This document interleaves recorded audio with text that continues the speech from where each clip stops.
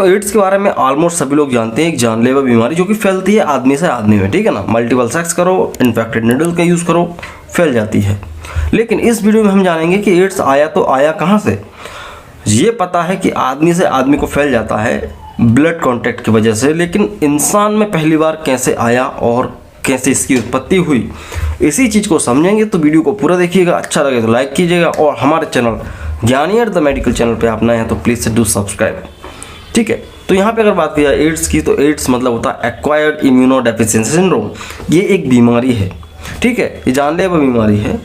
और ये होती किस वजह से? HIV की वजह से। HIV मतलब कि ह्यूमन इम्यूनो डेफिशिएंसी वायरस की वजह से। अब इतना तो सभी को पता है। और एक चीज़ यहाँ पे क्लियर कर दूँ, ये जानलेवा तो है लेकिन आदमी एड्स की वजह से नहीं मरता है। एड्स की वजह से नहीं मरता है। एड्स जब किसी व्यक्ति को होता है तो उसके शरीर में उसकी प्रतिरक्षा तंत्र जो होता है वो कमज़ोर पड़ जाता है, उसकी इम्यूनिटी ख़त्म हो जाती है। तो जब इम्यूनिटी ख़त्म हो गई तो जब कोई भी व्यक्ति को बीमारी, कोई सी भी बीमारी होगी तो वो कभी ख़त्म नहीं होगी।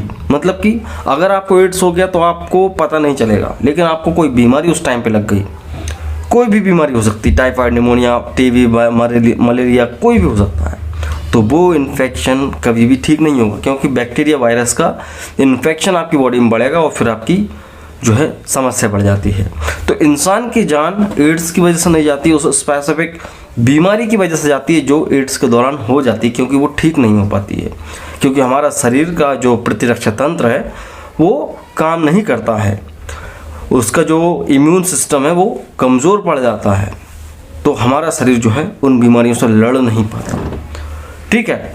अब यहाँ पे एक और चीज़ ऐड करना चाहूँगा दोस्तों कि कई बार आप सोचते होंगे कि भाई अगर व्यक्ति को एड्स हो गया तो कैसे पता चलेगा कि इम्यूनिटी कम है या ज़्यादा है। ब्लड टेस्ट होता है जिसमें आपको CD4 सेल्स जो होती हैं उनको देखना पड़ता है। CD4 सेल्स अगर 500 से लेकर 1500 के बीच में हैं पर क्यूब मिलीमीटर हैं तो क्या होगा, आपकी इम्यूनिटी अच्छी मानी जाती है, आपका शरीर बीमारियों से लड़ रहा है। अगर आपके शरीर में CD4 सेल्स जो कोशिकाएं हैं जो बीमारी से लड़ने में हेल्प करती हैं उनकी संख्या कम है, जो कि एड्स के दौरान हो जाती हैं, लगभग 500 से कम हो जाती हैं पर क्यूब मिलीमीटर, तो अपन कह सकते हैं इस व्यक्ति की इम्यूनिटी कम हो चुकी है। तो ऐसे व्यक्तियों को एड्स हो जाता है और ऐसे व्यक्ति को कोई भी बीमारी जकड़ लेती है और आसानी से ठीक नहीं होती है। तो ये एक तरीका है कि आपको पता चलेगा इम्यूनिटी कम है या ज़्यादा है। दोस्तों मेन चीज़ ये आती है कि ये पहली बार कब हुआ।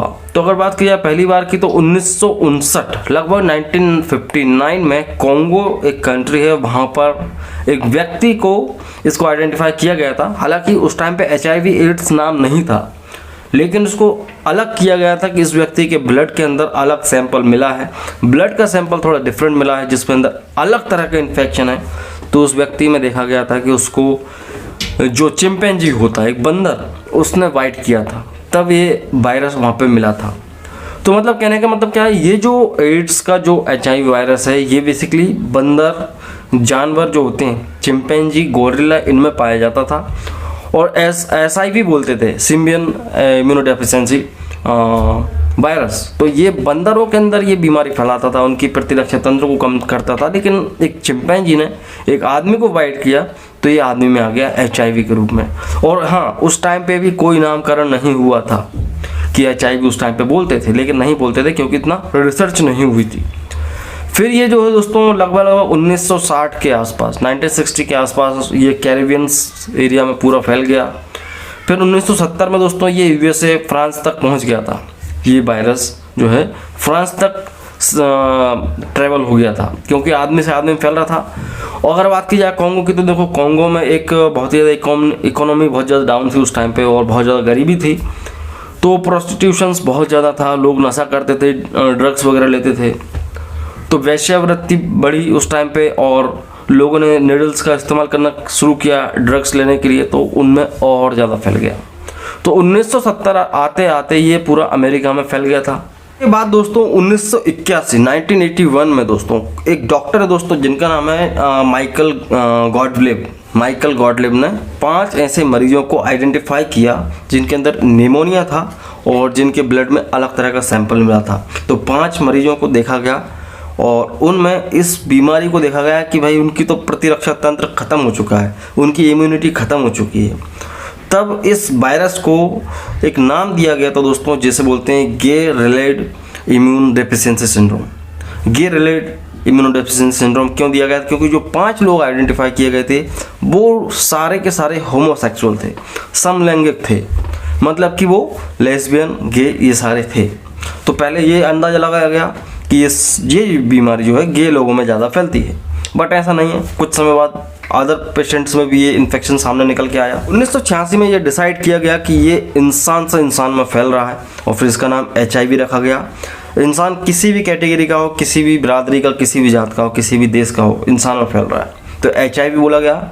1 दिसंबर को एड्स डे मनाया जाने लगा, विश्व एड्स दिवस मनाया जाने लगा। रेड रिबन जो होता है उसको इसका सिंबल बनाया गया ताकि लोगों में भेदभाव ना हो, क्योंकि उस टाइम पे लोग बहुत भेदभाव करते थे, किसी को एड्स हो जाता था वो बात तक नहीं करते थे।